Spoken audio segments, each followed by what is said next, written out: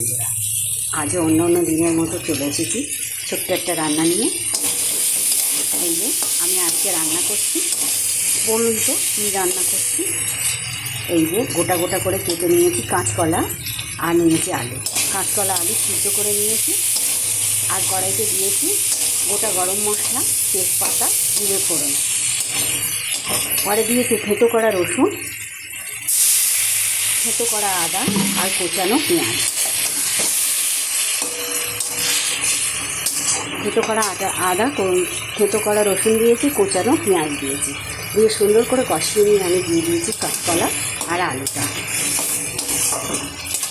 আর এবারে আমি নিয়ে যাচ্ছি এটা কী দিয়ে রান্না হবে সেটা দেখানোর জন্য। এই দেখুন, আমি দুটো ডিমের পোস্ট করেছি আর দুটো ডিম গোটা রেখেছি। এই যে এই ডিম দিয়ে আজকে আমি কাঁচকলার কারি বানাবো। ডিমের কারি আর কি কাঁচকলা দিয়ে হচ্ছে, সেটা আমি আপনাদের দেখালাম। তুমি ছেড়ো না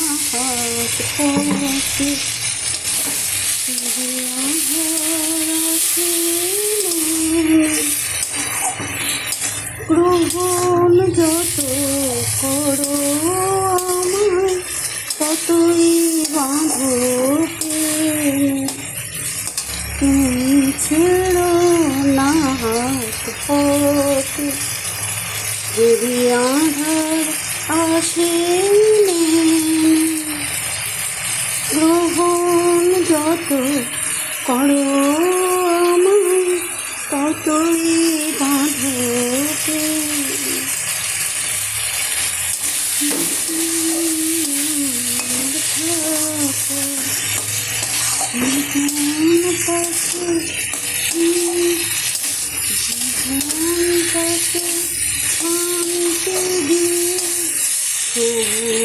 করে রাখো সাথে আমার থাকো জীবনটাকে শান্তি দিয়ে সবুজ করে রাখো।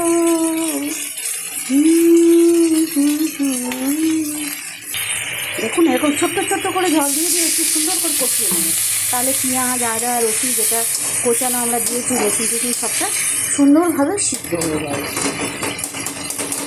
আর কষানোটার সঙ্গে পেস্ট একটু বেটে নিলে ভালো হয়, আমি বেটে নিয়ে আপনারা নিজে বেটে নেবেন। এই যে সুন্দর করে আমি কষাচ্ছি, দেখুন এরকম ছোটো ছোটো করে জল দিয়ে একটু কষালে না আলু বা কাঁচকলা এদের মধ্যে তেল মশলাটা চলে যাবে। এই যে আমি কাঁচকলাগুলো দিয়েছি, দেখুন সুন্দর করে। এখন কাঁচকলাগুলো কেমন হবে সেটাই দেখা।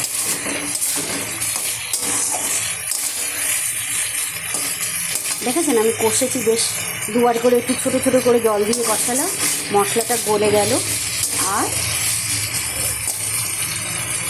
এবারে কিন্তু আমি জল দিয়ে দিচ্ছি, যেমন ঝোল খাবেন সেরকম আন্দাজে জল দেবেন। আমি একটু জল দিচ্ছি মোটামুটি, কেন কাঁচকলাটা এখন একটু সিদ্ধ হবে, আলুটা পুরো সিদ্ধ হয়ে গেছে। এই ঠিক আছে, ফিরে আসছি কিছুক্ষণ পরে। এই যে হয়ে এসছে, আমি দিয়ে দিলাম গোটা ডিমগুলো। দিয়ে আমি আজকে কাঁচকলার ডিম দিয়ে কারি করলাম, ডিমের কারি করলাম কাঁচকলা দিয়ে। দেখেছেন সুন্দর গলে গেছে, কাঁচকলা খুব সুন্দর হয়েছে বা হবে। একটু ডিমটার কুসুমটা একটু নরম আছে। বলুন দেখে কেমন হয়েছে, আর খেয়ে অবশ্যই বলবেন যে কেমন হয়েছে। আমি নতুনই করেছি, আমি দেখিনি কাউকে ডিম দিয়ে কাঁচকলা রান্না করতে, আমি নিজে থেকেই করলাম। এবার সেটা কেমন হয়েছে আপনারা বলবেন। আমি তো একটু ভয়েই আছি যে কেমন হবে। তবে ডিম কারির সাথে কাঁচকলা দিয়ে করতে গেলে কাঁচকলাটা কিন্তু অবশ্যই হলুদ দিয়ে সিদ্ধ করে নেবেন। কেমন হয়ে গেছে আমার ডিমের কারি।